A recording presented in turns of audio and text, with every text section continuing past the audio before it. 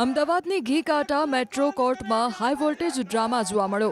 આંતરધર્મીય લગ્નની નોંધણીને લઈને વિશ્વ હિન્દુ પરિષદ દ્વારા વિરોધ કરાયો।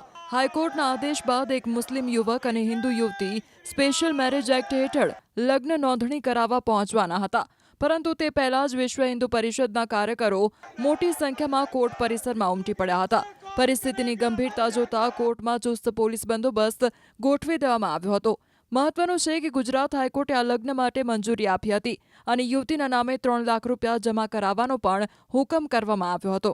જો કે મુસ્લિમ સમાજના રજિસ્ટ્રાર લાંબી રજા પર ઉતરી જતા આજની લગ્ન નોંધણીની મુદત મોકૂફ રાખવામાં આવી છે। હવે નવી તારીખ આપવામાં આવશે। આ દરમિયાન અહીં ઉપસ્થિત વીએચપી કાર્યકરોએ જય શ્રી રામના નારા લગાવ્યા હતા તેમજ લગ્ન કરવા માટે હાઈકોર્ટનો આદેશ હોવાથી શાંતિપૂર્ણ રીતે પોતાનો વિરોધ નોંધાવતા જોવા મળ્યા હતા।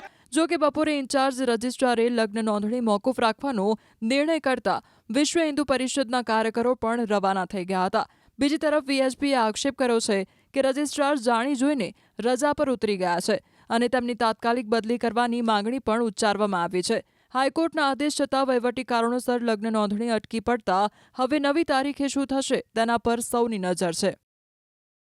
મેરેજ થતા હોય છે ને એમાં ઘણીવાર પક્ષકારો કે એના મધર ફાધર આવીને એમને ખબર પડે ત્યારે છોકરીને લઈ જતા હોય છે।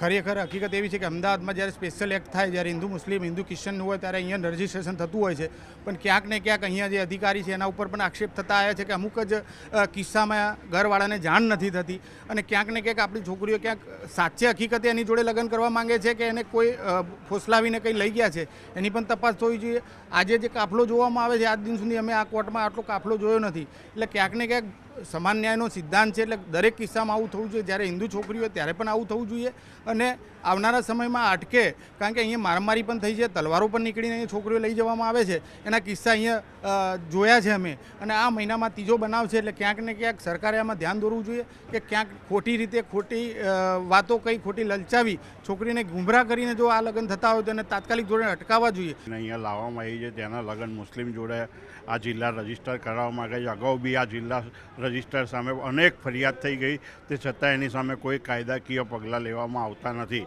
પણ આજે અમે વિશ્વ હિન્દુ પરિષદ બજરંગ દળ દ્વારા તેનો વિરોધ કરીશું। આજ રોજ અમને માહિતી મળી હતી કે એક હિન્દુ યુવતી અને એક મુસ્લિમ છોકરો અહીંયા લગ્ન કરવા આવવાના છે, તેની માહિતી મળતા વિશ્વ હિન્દુ પરિષદ બજરંગ દળના કાર્યકર્તાઓ સૌ અહીંયા આવી પહોંચ્યા હતા। ત્યારબાદ અમે રજિસ્ટરને મળીને રજૂઆત કરેલી હતી, ત્યારે અમને માહિતી મળી હતી કે જે વિવાદાસ્પદ સૈયદ સાહેબ છે જે એનો રજિસ્ટર, તે આજે રજા ઉપર જાણી જોઈને ઉતરી ગયો છે, એટલે જે ચાર્જમાં અધિકારી હતા તેમને અમે રજૂઆત કરી કે ભાઈ તમે તો ચાર્જમાં તો તમે શું કરવા માથે લો છો, એટલે એમણે અમારી માંગણીને ગ્રાહ્ય રાખી અને તેમણે આ અત્યારે હાલ પૂરતું મોકૂફ રાખ્યું છે રજિસ્ટર। આગળ શું આગળ હવે એ લોકો નવી તારીખ લેશે, ત્યાં અમે બી કાયદાકીય સલાહ લઈ અને કાયદાકીય રીતે અમે આગળ વધીશું।